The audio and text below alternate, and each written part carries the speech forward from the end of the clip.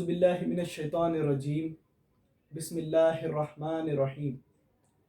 نحمدہ ونصلی علی رسولہ الکریم والمہدی الموعود العظیم اما بعد السلام علیکم ورحمۃ اللہ وبرکاتہ۔ ساری تعریفیں اس خدائے بزرگوار کے لیے ہی سزاوار ہے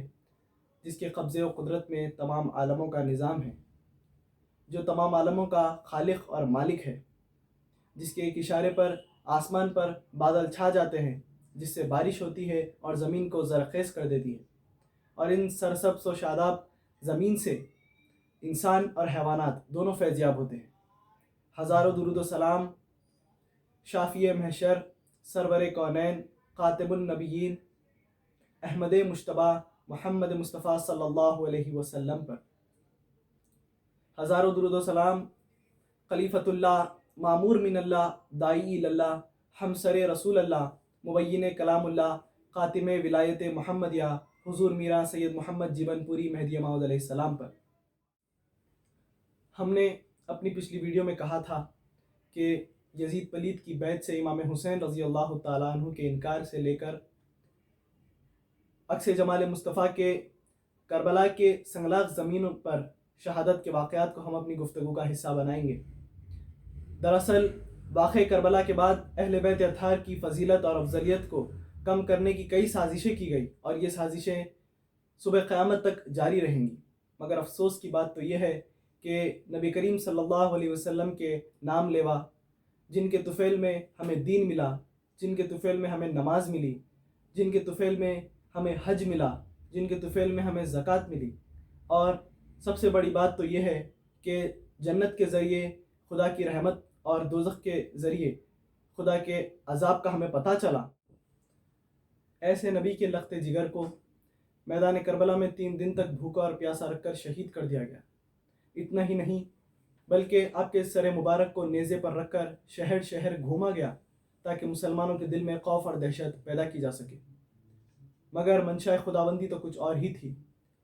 جو میدان کربلا میں شہید ہوئے ان کو دنیا اور آخرت میں کامیاب کر دیا گیا، اور جو دنیا میں اپنے آپ کو فاتح کہلاتے تھے ان کے لیے صبح قیامت تک لعنت اور ملامت کے دروازوں کو کھول دیا۔ حضرت امیر معاویہ رضی اللہ تعالیٰ عنہ نے 50 ہجری میں شامیوں کو بلایا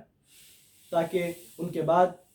ان کے بیٹے یزید کی جانشینی کے لیے اہل شام بیعت کریں۔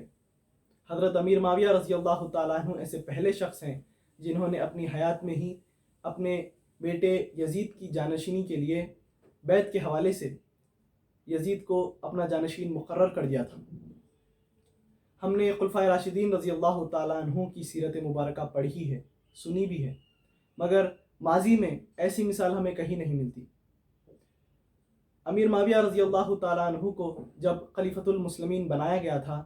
تو جن شرائط پہ آپ کو خلیفۃ المسلمین بنایا گیا اس میں سب سے پہلی شرط یہی تھی کہ امیر معاویہ رضی اللہ تعالیٰ عنہ کے بعد امام حسن رضی اللہ تعالیٰ عنہ خلیفۃ المسلمین ہوں گے، مگر اہل بیت اطہار سے بغض رکھنے والوں نے امام حسن رضی اللہ تعالیٰ عنہ کو زہر دے کر شہید کر دیا تھا، تو لہٰذا ہونا تو یہ چاہیے تھا کہ مسلمانوں کی عام رائے لی جائے اور اگلے خلیفۃ المسلمین کا انتخاب کیا جائے، مگر یہاں پر ایسا نہیں ہوا۔ اہل شام نے یزید کی بیعت کر لی۔ اس کے بعد امیر معاویہ رضی اللہ تعالیٰ عنہ نے مدینہ کے گورنر مروان بن حاکم کو خط لکھا کہ وہ اہل مدینہ سے بھی یزید کی بیعت لیں۔ چنانچہ مروان بن حاکم نے مدینہ منورہ میں خطبہ دیتے ہوئے کہا کہ حضرت امیر معاویہ رضی اللہ تعالیٰ عنہ کا حکم ملا ہے کہ ان کے بیٹے یزید کے لیے میں آپ تمام سے حضرت ابوبکر صدیق رضی اللہ تعالیٰ عنہ اور حضرت عمر فاروق رضی اللہ تعالیٰ عنہ کی سنت پر بیعت لوں۔ اتنا سننا تھا کہ عبد الرحمن بن ابوبکر رضی اللہ تعالیٰ عنہ فوراً اٹھ کھڑے ہوتے ہیں اور فرماتے ہیں کہ نہیں نہیں، یہ سنت ابوبکر اور عمر فاروق نہیں ہیں، بلکہ یوں کہو کہ قیصر و کسریٰ کے طریقے پر بیعت لوں، کیونکہ حضرت ابوبکر صدیق رضی اللہ تعالیٰ عنہ اور حضرت عمر فاروق رضی اللہ تعالیٰ عنہ نے کبھی بھی اپنی اولاد، اپنے اہل خاندان یا اہل بیت کے لیے بیعت نہیں لی ہے۔ 51 ہجری میں حضرت امیر معاویہ رضی اللہ تعالیٰ عنہ حج بیت اللہ کے لیے روانہ ہوئے اور اپنے بیٹے یزید کے لیے مسلمانوں سے بیعت لی، اور اس کے ساتھ ساتھ عمر فاروق رضی اللہ تعالیٰ عنہ کے فرزند عبداللہ رضی اللہ تعالیٰ عنہ کو بلوایا اور ان سے کہا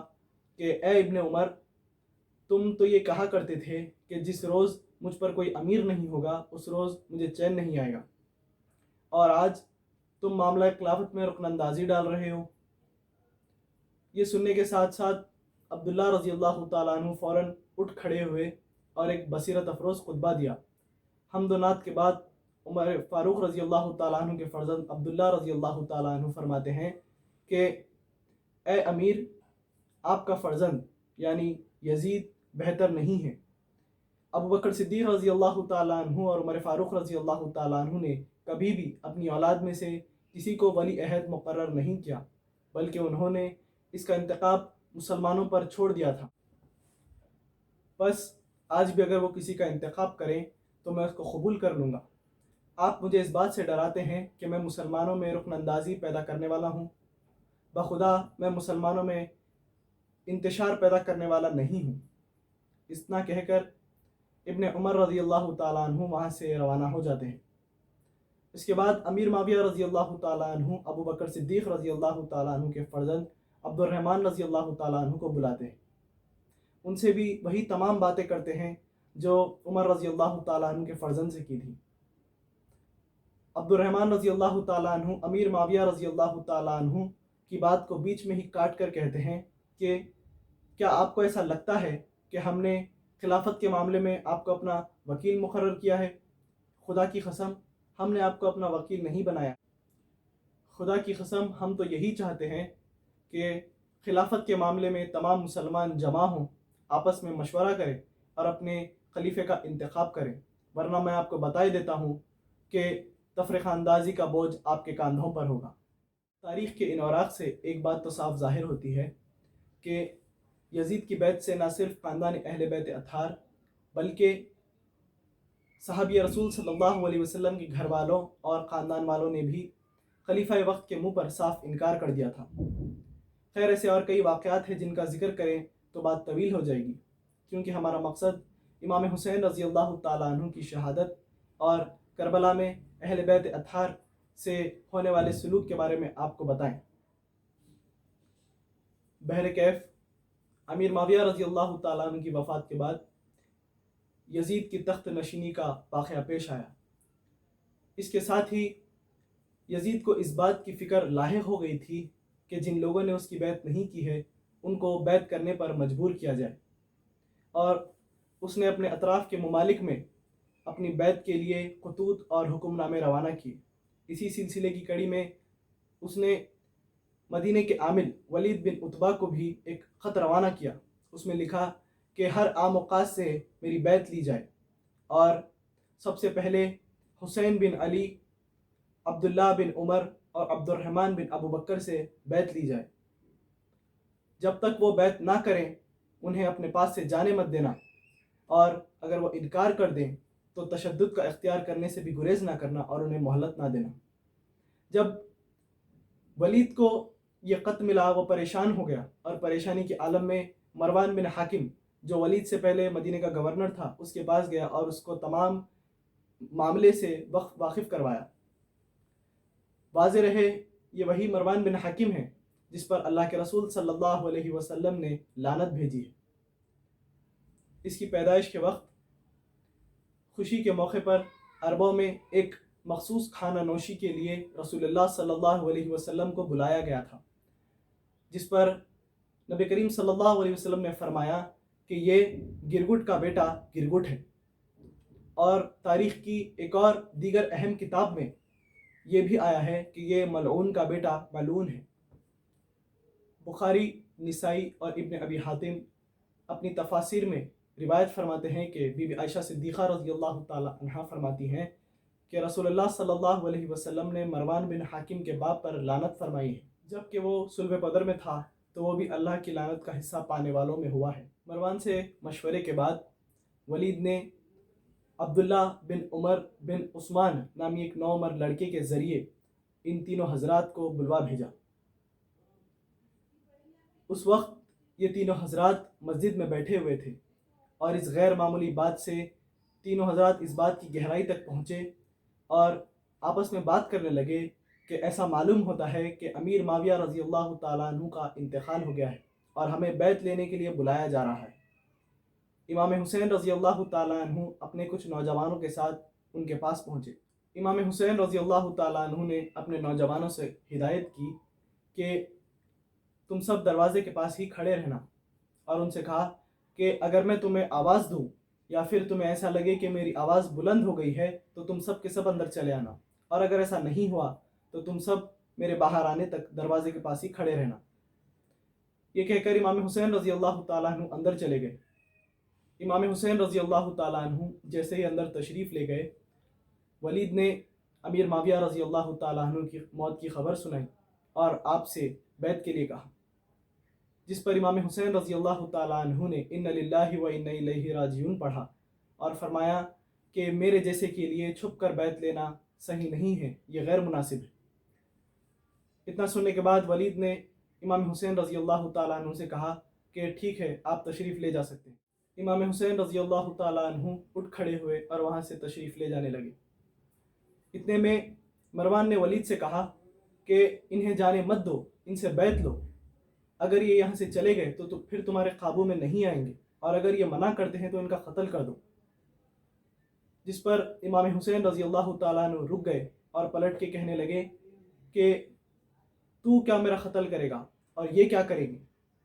خدا کی قسم تو جھوٹا اور کمینہ ہے۔ یہ کہہ کر امام حسین رضی اللہ تعالیٰ عنہ وہاں سے تشریف لے گئے۔ اس کے بعد مروان نے کہا کہ یہ تم نے کیا کیا؟ اب یہ تمہارے قابو میں نہیں آئیں گے، یہ اچھا موقع تھا کہ تم ان کا قتل کر دیتے۔ اس کے جواب میں ولید نے کہا کہ مجھے تم پر افسوس ہے، تم مجھے ایسا مشورہ دے رہے ہو جس میں میرے دین کی تباہی ہے۔ میں نواسہ رسول صلی اللہ علیہ وسلم کا قتل محض اس بات کے لیے کر دوں کہ انہوں نے یزید کی بیعت نہیں لی؟ قسم رب ذوالجلال کی، اگر مجھے کوئی دنیا کا سارا مال و متاع بھی دے دے تو میں ان کے خون سے اپنے ہاتھوں کو آلودہ نہیں کروں گا۔ واللہ میں تو سمجھتا ہوں کہ قیامت کے روز جس شخص سے بھی حسین رضی اللہ تعالیٰ عنہ کے خون کی پاس پرس کی جائے گی وہ خدا کے سامنے خفیف المیزان ٹھہرے گا۔ امام حسین رضی اللہ تعالیٰ عنہ کو اس بات کا بہت اچھے سے اندازہ تھا کہ یزید کی بیعت سے انکار ان کے لیے وبال جان بن جاتا، اور اگر بیعت کر لیتے تو دنیا بھر کی مال و دولت یزید ان کے قدموں پر نچھاور کر دیتا اور ان کی قدر و منزلت میں بھی کوئی کمی نہیں آتی، مگر محض دنیا کے لیے ایک نااہل کی بیعت ممکن نہیں تھی، اور وہ بھی نواسہ رسول صلی اللہ علیہ وسلم کے ہاتھوں بیعت تو تصور کے باہر کا معاملہ تھا۔ اسلام کے نظام کو درہم برہم ہونے سے بچانے کے لیے اور شریعت محمدی کی حفاظت کے لیے امام حسین رضی اللہ تعالیٰ عنہ نے یزید پلید کی بیعت سے انکار کر دیا۔ کوفہ میں ہونے والے ہنگامے، ہانی کے ساتھ عبید اللہ ابن زیاد کی بربریت اور امام مسلم بن عقیل رضی اللہ تعالیٰ عنہ کو دی جانے والی اذیتوں پر ہماری گفتگو جاری رہے گی۔ شہدائے کربلا کا غم صرف 10 محرم تک نہیں بلکہ صبح قیامت تک عاشقان اہل بیت اطہار کے دلوں میں تازہ رہے گا۔